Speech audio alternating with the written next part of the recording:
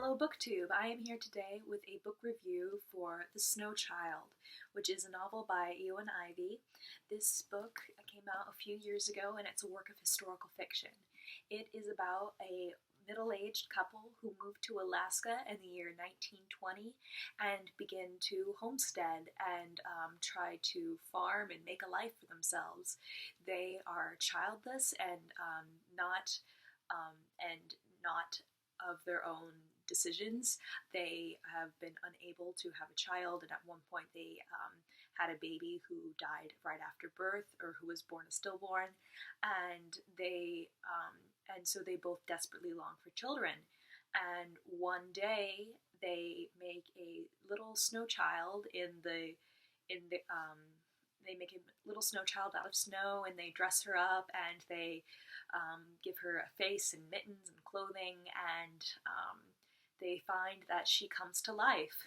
And throughout the novel, we're left uncertain if this snow child, Faina, is actually a figment of their imagination, or is a real human child, or who was orphaned, or was actually a child who was born of the snow. And so the author plays around in that, plays with our doubts to let us never really fixate on one decision or the next. So we're not really sure who Faina really is. But she brings them joy and purpose, and by watching her grow and by seeing her come back every year with the snow, they are finally able to make Alaska their home, and find their will to keep trying to live in this part of the wilderness. This book has received a lot of critical acclaim. People love it, and I was fully expecting to as well. It has this element of magical realism. It is beautiful. The writing is atmospheric and gorgeous, and it is about the wilderness, and it is about the cold, and I love books about the cold and about winter, and that have just a touch of fantasy, that make you wonder if the whole thing is if magic is real, obviously magical realism, but also make you doubt yourself for even coming to those same assertions. And I was anticipating to fall madly in love with this book, and there were moments where I definitely was, but overall it just did not do it for me. The first chapter of the book is where Mabel is taking steps to kill herself because she is so unhappy with her life, and the writing is absolutely exquisite. No one writes the way that Eowyn Ivey does. Her writing is superb and wonderful, and you want to almost drown in her words. Just the way that she describes things. I could listen to her describing anything. And but it felt like there wasn't quite enough plot for this whole book. Like if this had been a short story, or if this had been I felt like it would have been better carried along, because there were times where I was a little bit bored, or where I didn't feel like Ivy knew where she wanted to go with the book. Like she was just writing and writing, and it was, but I didn't know where we were going. I was just, we were just meandering through the forest together or something. And yeah, chapter 1 was easily my favorite part of the entire novel. It was absolutely spectacular, and it just immediately throws you into this world. And unfortunately, the rest of the book didn't live up to it for me. But after chapter 1, I was ready to give this book 5 stars before I had even read another page. It's completely mesmerizing and beautiful, but it does unfortunately decrease over time. Some things that I felt like she unfortunately I think there were some amateurish mistakes. There was quite a bit of head hopping, actually. We go not just back and forth between Jack and Mabel's heads, but we also see, but we also,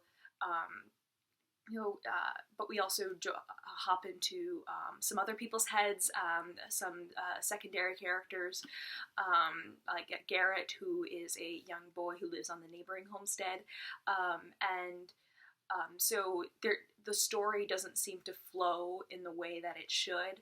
Also, Jack and Mabel, I never got a clear sense of who they were as individuals.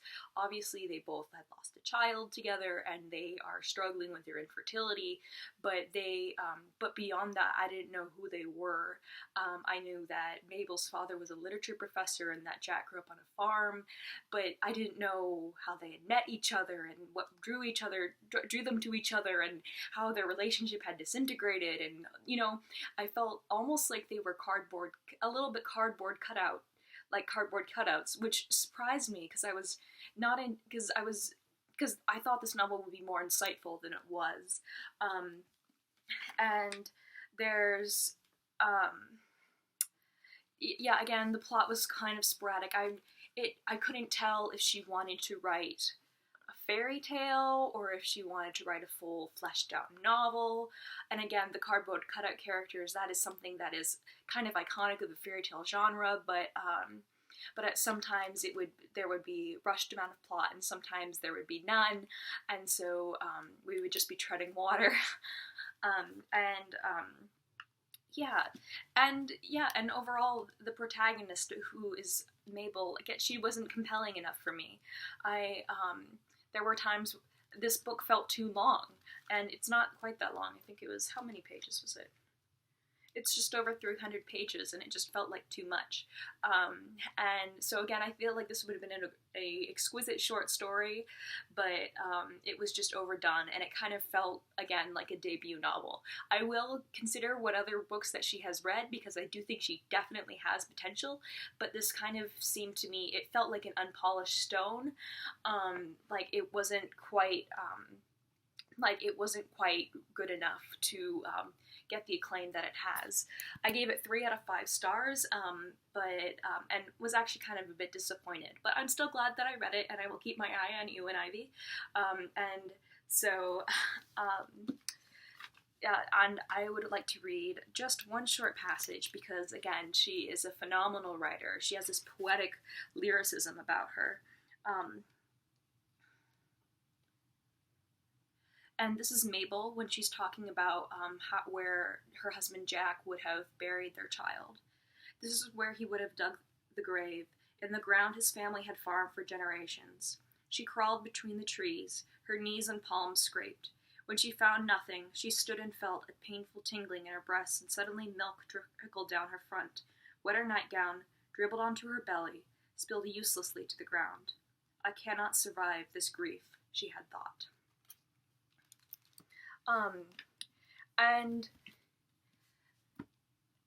And see, that's just such a beautiful and powerful statement, but I don't know who Mabel is beyond her infertility and beyond her struggles and her wanting for a child. And after 330 pages, I feel like I should.